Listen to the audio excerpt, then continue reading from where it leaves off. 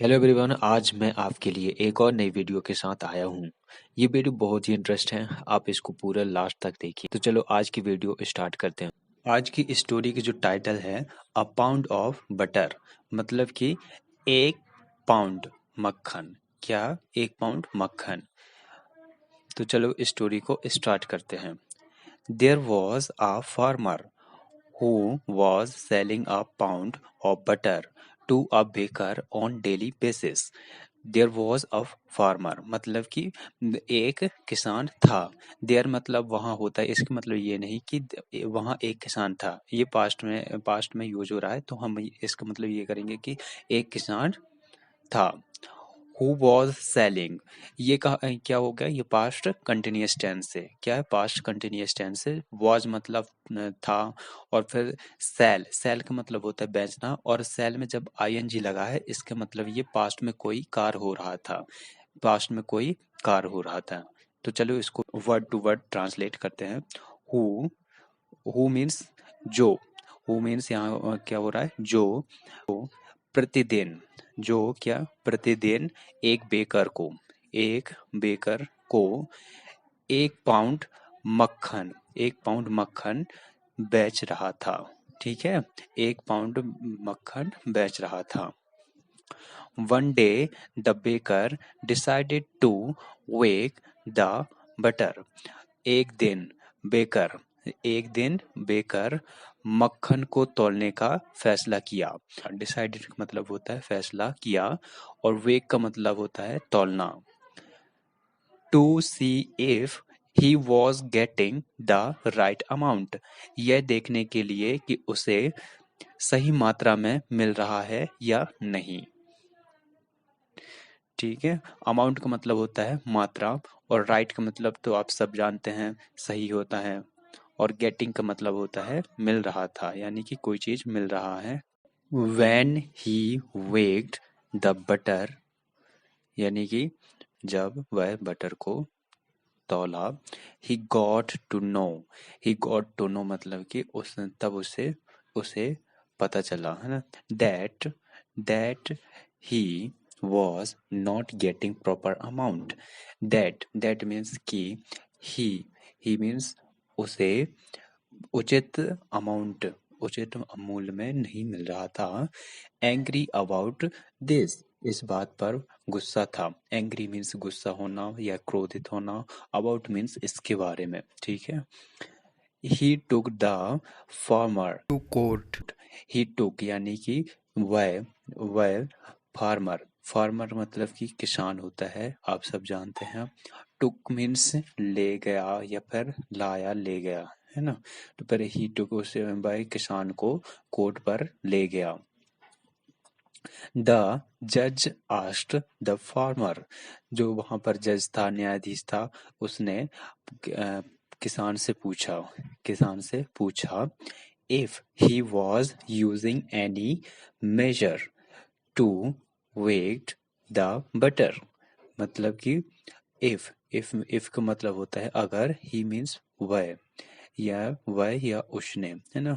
अगर वह मक्खन के वजन के लिए एनी मीन्स अन्न मेजर मीन्स उपाय का उपयोग कर रहा था, है ना।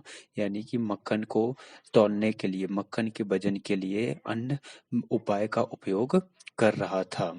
द फार्मर रिप्लाइड, जो फार्मर था, किसान था, उसने जवाब दिया। ऑनर का मतलब होता है एक सम्मान की दृष्टि से, सम्मान, है ना, सम्मान की दृष्टि से, जज साहब, ऐसा कुछ, है ना। आई एम प्रिमिटिव, मैं एक आदिम हूँ। आदिम होता है, प्रिमिटिव मतलब आदिम होता है। I don't have a proper measure, मेरे पास उचित उपाय नहीं है। बट लेकिन I do have scale, but मेरे पास एक स्केल है।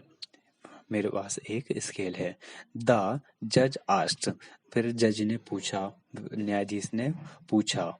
Then how do you weigh the butter, then तब आप कैसे मक्खन को तौलते हैं, है ना। जब आप कैसे मक्खन को तोलते हैं।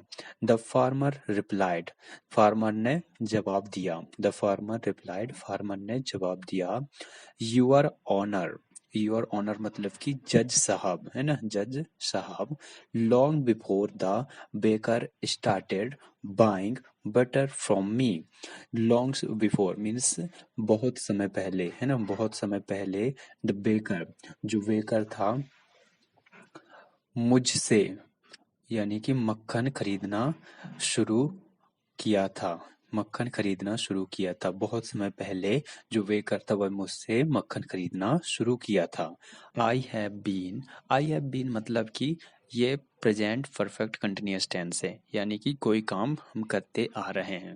जैसे कि यहाँ पर क्या बनेगा, I have been buying a pound loaf of bread from him, मतलब कि म- मैं उससे एक पाव रोटी खरीदता रहा हूँ, है ना, मैं उससे एक पाव रोटी खरीदता रहा हूँ।